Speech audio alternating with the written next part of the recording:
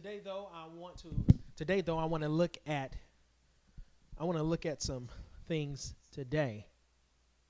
I want to so today so today I want to look at the I am statement from John chapter 11 and verse 25 when Jesus says, "I am the resurrection and the life." Say it again. He said, "I am the resurrection and the life. The one who believes in me they will not though they will not die. I am the resurrection." What exactly is a resurrection? Just to be real clear, a resurrection is when something dies, then it comes back to life. And Jesus says, "I am the resurrection and the life." And when he said this, a lot of people didn't understand that he actually said it in the context of a much broader story about another guy who died but didn't stay dead. His name was Lazarus. And I want to read to you that story. Then we're going to look at three different ways that many of us die on the inside and see how the resurrection of Jesus brings what's dead back to life. So John 11 verse number 1, it says, is where we'll start. And this is what the Bible says. It says, "Now a man named Lazarus was sick."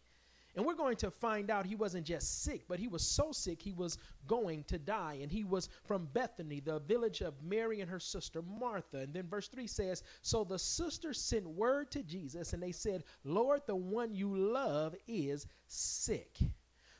This was the bad news in the middle of the good life. And unfortunately, if I can pause just for a moment and acknowledge, although there are a lot of people that are celebrating a lot of great things in this season of your life, there are a lot of people that are hurting right now that have heard similarly bad news. In fact, maybe some of you have even heard maybe that the very direct bad news that the one you love is sick, and someone that you're close to has COVID-19 or cancer, or maybe someone you heard, some of you may have heard some news that your job you love is going away, or that you've been furloughed, or your dream marriage turned into a nightmare, or maybe even your plans for your graduations or your weddings have been canceled because of the current quarantine season. So, or a close friendship, it may not be working out, or the principal has called to talk to you about school, and when you found out that school wasn't going to open back up this school year, it sent you into a bad place. You know what I'm saying? So you got some bad news, something that's not favorable. And I had a conversation with a good friend the other day, and he and his wife live in New Jersey, and they are coming out on the other side of the virus, and it was news I wasn't expecting. "Lord,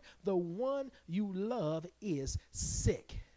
Now, in the middle of this, Jesus says something that's amazing. Watch what he says in verse number 4.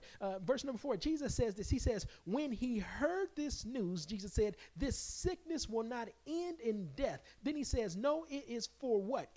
Everybody say it out loud. "It is for God's glory, so that" what? Say it with me. Say it with me. "So that God's Son may be glorified through it."